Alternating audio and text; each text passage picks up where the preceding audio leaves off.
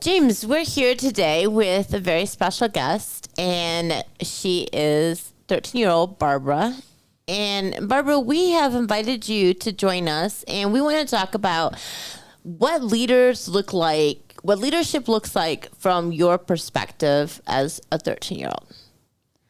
I think that a leader is someone who I know that can guide me to what I want, like what job I want, or just in generally what I want. Someone that can guide me through it. Okay. And how would you find this leader? So you want to find a job. Say you're going to find a job. How would you find the leader to guide you through this job? What are the characteristics you're going to look for to find that? Trustworthy, like how much I can trust them. And then clarification. Okay. How well they talk.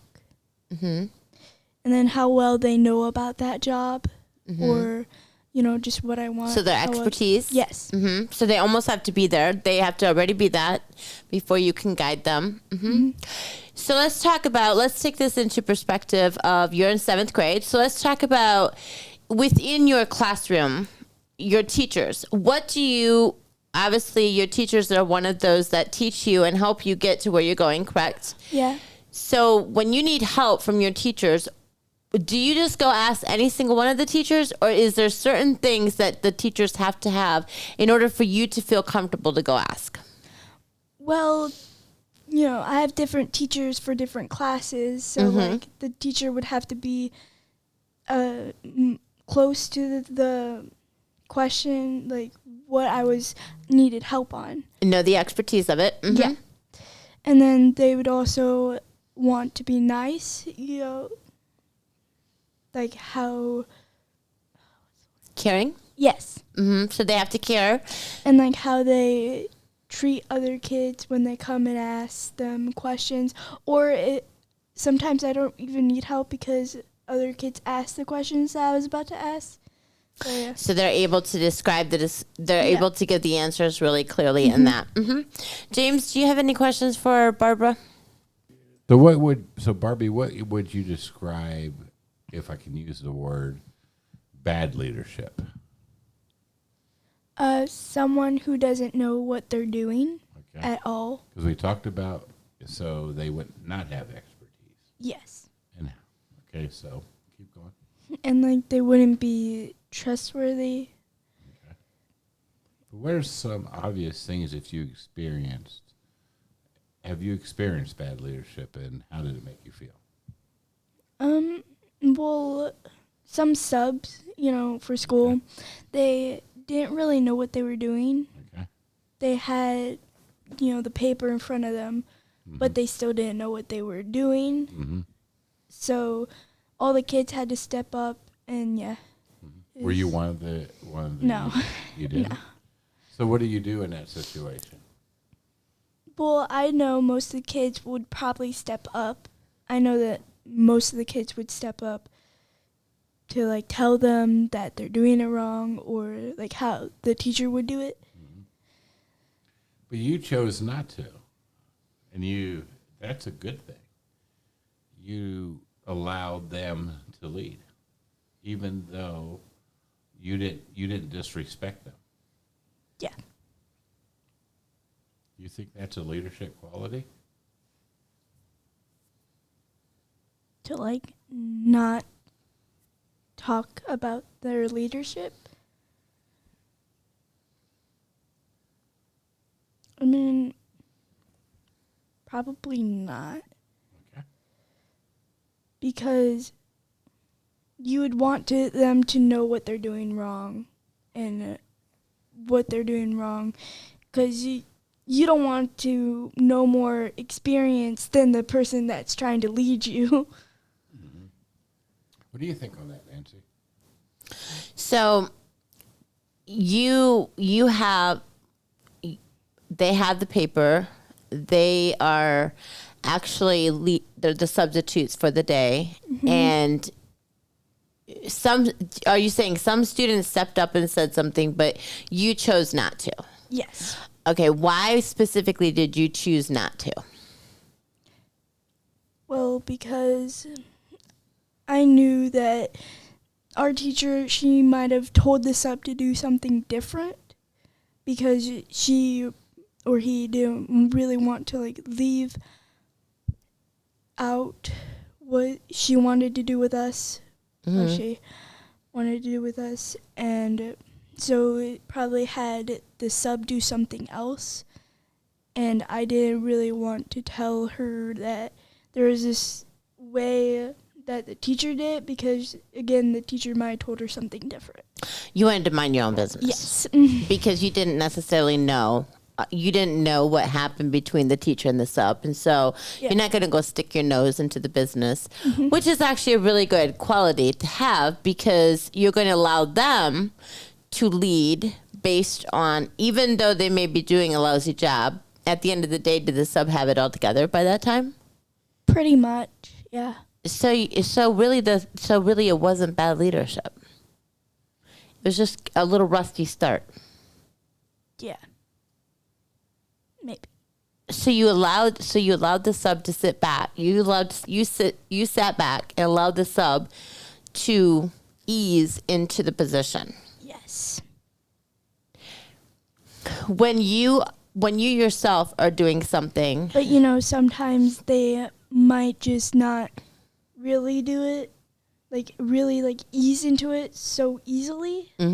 It's gonna like take them a while, like probably like half of the time that we have, so we would have less time to do what the teacher wanted us to do. So what I'm hearing in that aspect is that you wish you would have been one of those students that would have stepped up and told the sub that they're doing it all wrong. No, I just didn't really want them to say anything, because it would help because sure, the leader should know what's wrong, but if it's a sub leader and the leader told them to do something, /teacher told them to do this, then the followers /students shouldn't really have to step up into it. They should respect that. Yes. And so has there been a time when you were leading and you might not have known just exactly what you were doing, but you wanted the same thing, you wanted whoever was following you to sit back and allow you to work into that? No, not really. So put yourself in the substitute's position. Okay. If you would want to be, would you want them to sit back like you did, or would you want to be told, even though you didn't know what the teacher said? If the teacher didn't say anything to me, I'd probably want the student to tell me if I'm doing something wrong. But if the teacher told me to do this, then I wouldn't want their opinion on it or what they're saying. Yeah. Okay. And is it important how it's told? In other words, there's one way to say, Barbie, you're doing this wrong, in a very helpful way. Do you see a difference?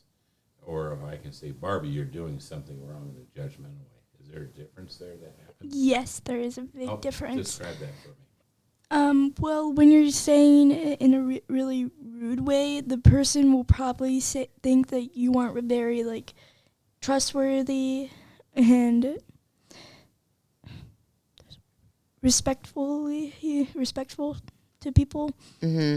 So they might not want you on their team, like following them, or they might not want you to follow you. So yeah. Okay, we're gonna go back to where you talked about trustworthiness and compassion for a leader. Talk more about. Okay, let's talk about compassion. Let's talk about compassion first. How do you describe compassion? A leader needs to be compassionate. How do you describe compassion? How do you know when you talk about a leader, like a teacher, has to care about you? How do you know when that teacher cares about you? when I've seen how they react to like other students, like if a student gets hurt, how they would react to it, or if a student needs help, something like that, I would see how they would react to it, and if they like actually help them and like in a helpful way and caring way, then I know that I can trust them. Okay, so compassion and trust are work hand in hand for you. Yes. You have to know that somebody cares about you before you can trust them. Yes. Okay. So let's go to, have you ever experienced where a teacher or a leader didn't care about you? How do you handle that? Like, okay, so let's just put it in a scenario. You have a teacher that you're in a class, you need to know. Let's use math as a subject. You don't understand the math problem, and you need to ask the teacher, but yeah, you sense the teacher doesn't care. How would you go about approaching that?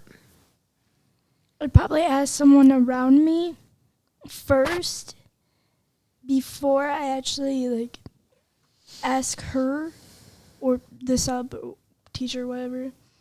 I'd probably ask somebody around me who like gets it more better than me before I would ask her for help, since I know that she's not really trustworthy or something. So trustworthy and again, we continue to talk to this. So trustworthy and care go hand in hand with you. Yes. Okay. So if you sense that a person doesn't care about you, then automatically you don't trust that person. Yeah. Interesting.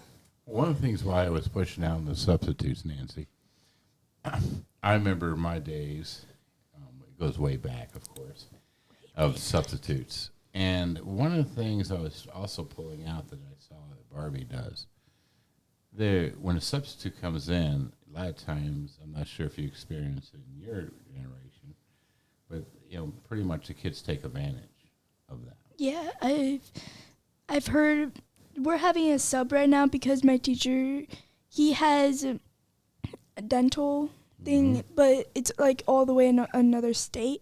So he's gone for a few weeks, but we have the same sub. And not in our period, but in other periods, they were trying to say, oh, he lets us have phones and stuff out. Yeah. You still follow what the rules are. Yes. You have a tremendous amount of respect for authority. Would that be a true statement? Yes. That's what I'm saying. Is you were looking at the substitute and gave them the benefit of the doubt. You have they're in charge, and you have a very tremendous amount of respect. One of the things you were saying that you want in a leader, a lot of times we want to treat people the way we want to be treated. Yeah. You have a tremendous amount of respect. That's a huge attribute that you ask from your leader. That's where Nancy was saying what happens when we don't. But you have a tremendous amount of respect. It's huge for you. Yes, I would totally agree with that, James. It's extremely huge. And even when you were talking about if you don't feel that the leader cares about you, you're not going to trust them, but you're still going to respect them. Yes. So help me understand caring, I'm still trying to wrap my head around the caring and the trusting going hand to hand. Help me understand that. Well, you're not really going to trust somebody if you know that they're not going to care about your opinions, or if you're hurt or something. They're not going to care because they don't really care about you, so you're not really going to trust them enough to tell them things like, oh, I'm badly hurt or something. You ain't going to trust them that goodly. Because they don't care about you. That makes, okay, that helps clarify that out. Because, yes. So would that be is that a perspective? Is that just your perspective, or is that a perspective that, like, your friends? You have friends. Is that something that your whole generation be that way? If you don't feel the caring, then you're not going to trust. Or is that just specifically you?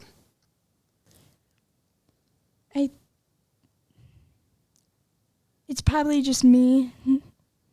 I don't really know about my, like, if it's to my friends. Mm-hmm. But I do know that other kids might think of it like how I do too. Mm-hmm. But still, I don't think that like the whole generation might. Well, I just think, I don't know about you, James, but I just think that that's a really great, what's the word I'm looking for? Expectation to have, I guess would be the word I'm looking for. Yeah. You're still giving that person respect because, again, respect is huge. And we kind of talked about it in one of our podcasts. Respect is given, trust is earned. And so it's very fascinating to me. And I think that's a really great qualification, I would probably say. The expectation that you have. I'm not going to give my trust away unless I know how much you care. Yeah. And it kind of goes back to one of these cliches that people don't care how much you know until they know how much you care.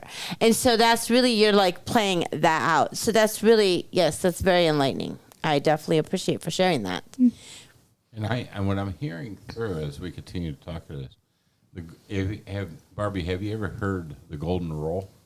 No, I Okay. don't think so. Nancy will tell us what the golden rule is. But I'm hearing that really coming through what I'm hearing from Barbie right now. Yes, it is. Treat others as you would have them treat you. And I'm really, exactly, James, I'm really hearing that. Is that you treat people exactly how you want them to treat you. We heard of that, but like we don't call it the golden rule. We just call it like something that you're supposed to do. Okay. It was never called the golden rule. Okay. Again, I'm 60 years old, so, you know, we can make a disclaimer there. Okay, so now we're going to talk about your friends, and we're going to talk, because you have friends. Yes. We're going to talk about, okay, describe, what would you like your friends to say about you? What kind of friend are you? The kind who's like, when you're sad, makes you feel happy about it, or is the person that you can like cry on, or just be there for. Like I can be there for you. So you would call yourself a compassionate person. Yes. You care. So is trust, is somebody trusting you, is that very important to you? Yes. Okay. Because you talk to yourself, you describe yourself as a compassionate person, you care, and caring and trusting go hand in hand. So being a trustworthy person is also very important to you. Yeah. And when you talk about when someone's sad, you want to make them happy, expand on that. What do you mean by making them happy? Because happy, again, is one of those words that it's just a general word. What do you mean by that? Makes them like laugh or like forget about the sadness or whatever happened. Even like say if it was a rumor about one of my friends, make her forget about that so she can actually move on from it. Like say that somebody said that they were going to tell somebody else about her, right? What she did, and she's like paranoid about it or something like that. You know, I'd be there to try to make her forget about it so she can move on for the rest of the day. So that she can actually move on and focus on on her work and stuff. That's really great. But Barbie, my question then is, okay, how that's actually great. How do you make someone forget about it? Because this would be something that we talk about, rising above your circumstances. So how do you get someone to forget about if they're very paranoid? Because I know for myself, back in the days, you know, there's rumors out about you. You feel very paranoid. How do you get them to forget about that to move forward? What do you say to them? How do you get them to forget? Like start a conversation about something else, like far from it. And then see if like a joke that I can make comes up that both of us will understand, so that it makes her laugh, and then keep that conversation going so that she'll eventually, at least eventually, forget about it. So you basically are making light of the situation. Yes. And okay, so from your perspective, when there are rumors, and rumors exactly is just that. When people put rumors out about you, then it is something to take lightly from your perspective. It's not a big deal. It might. It depends on the rumor. Okay. So like if somebody says that they like hit somebody or like punch somebody or something like that, but it wasn't true, then that's like a different rumor, Right. But like if it's something small, How would you handle that one I mean, with your friend? What would you do for your friend on that? I didn't mean to interrupt, but I like to see. I like the flow where you're going. again, I'd try to make her, because that would be a little bit more easier to have her forget about, because it'd be easier to have her forget, to start off a new conversation and have her forget about it. That's not true. Yeah. So what if there's a rumor about a person, about your friend, that it goes directly against your character? It's not true, but it's a rumor that goes directly against her character. How would you help her forget about that? It's gonna have a harder time for her to forget, but still, I'd still have try a conversation, different conversation, or just try to look up memes or something, a joke, try to make a joke, try to make her laugh about it, like not really about it, but like laugh to like have her forget about it. Because mostly when you laugh, you forget about things. Mm-hmm. Or when you're like having a deep conversation with somebody, you also forget about the things that you were saying before. Because now you're on to something that's more serious and actually, yeah. And so you're going to lead her. So that would be leading her from this part over here, leading her out. Yeah. Guidance would basically be what that would be. Yeah.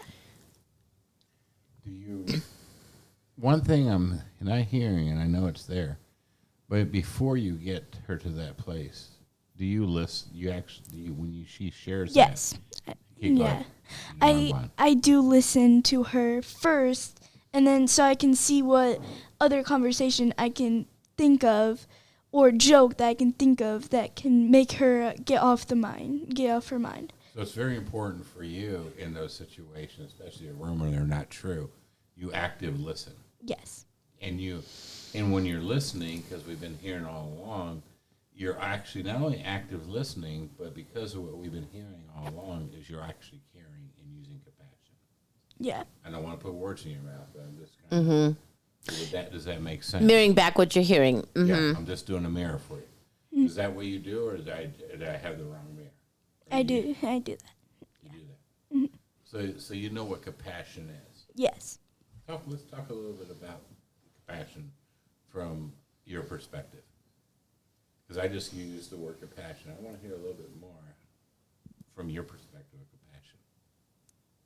I'd say compassion is,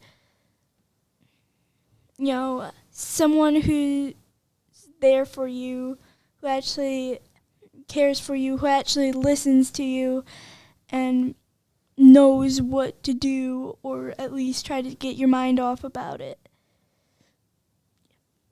So in some ways, it's looking beyond yourself.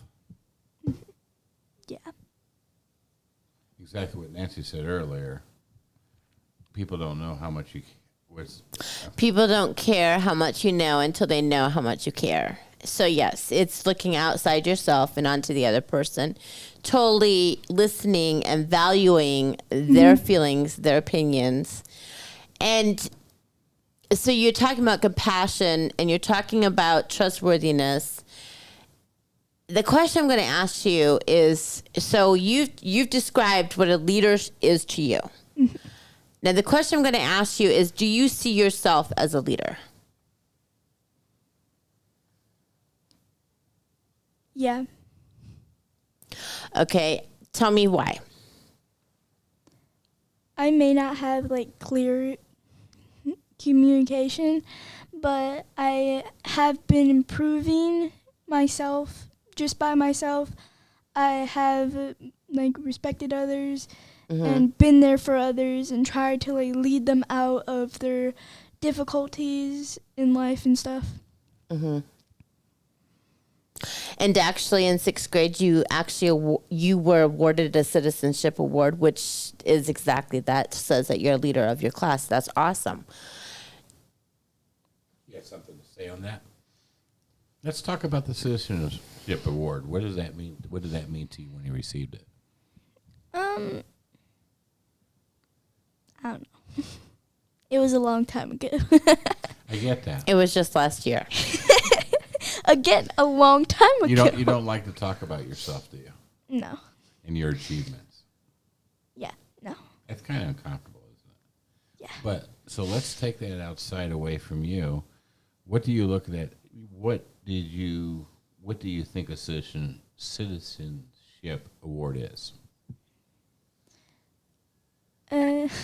Is like somebody a student that the teachers have seen as like there for others, students, helps other students, and is respectful to the teachers and helps with the teachers, see if the teachers need help with anything, and that's what I think. And that's what you would describe yourself as. You're Yes. always there to help others. And so if within your world, and I'm pretty sure that in the 7th grade, and I mean, even in elementary schools and everything like that, you see injustice. Yeah. Within your world, if there's something you could change, what would it be? What would be this one thing that you could change to make it a better world? For instance, right now you're in 7th grade. When you leave 7th grade, what could you change in 7th grade that would make it better for the next group of kids coming into 7th grade? Probably the locker combinations. Okay. Like to have a key instead, because you only have 5 minutes to get to your next class, and to your next class, so it's going to take you a little bit to get that combination, and you might not always get it on the first try. So have a key for the lockers. Something we talk about leadership. We make small steps. We don't change the world overnight, but we continue to look outside ourselves in small change To make it for the next people that come up. That's actually true. Well, thanks, James. This has been a great conversation, very profound. And thank you so much, Barbara, for coming on and sharing your perspective of leadership. It has been very educational for myself. I don't know about you, James, but it has been really great to see what the next generation views leadership and what they take from that. Well, one of the things that, as you said, one of the things that has been extremely exciting for me is a principle in leadership, and what Barbara has shown us through this whole conversation is, in order to lead, you need to follow. And Yes. that's one of the things I brought out in the substitute. She follows and respects. Yes. And in order to lead, you first have to know how to follow. And it is a phenomenal example that she brought to the table today, how she follows, respects leadership. And there's no reason why I would see she wouldn't get the Citizenship Award. I would agree 100% with that, James. And I'm extremely excited. I definitely want to invite Barbara back. And perhaps the next conversation we can have is we want to talk to her about emotional intelligence from a 7th grade's perspective. And you kind of talked a little bit about that, Barbara, when you were talking about your friends. If, you're listening about the rumors and how you are listening to them and you're going down to make them happy. And so we would definitely like to learn more about that from your perspective on the next time. So thanks again for joining us. You're welcome. Yep. Thank you, Barbara. I have learned a lot. And orangeroseservices.com. Check us out. And everybody have a great week.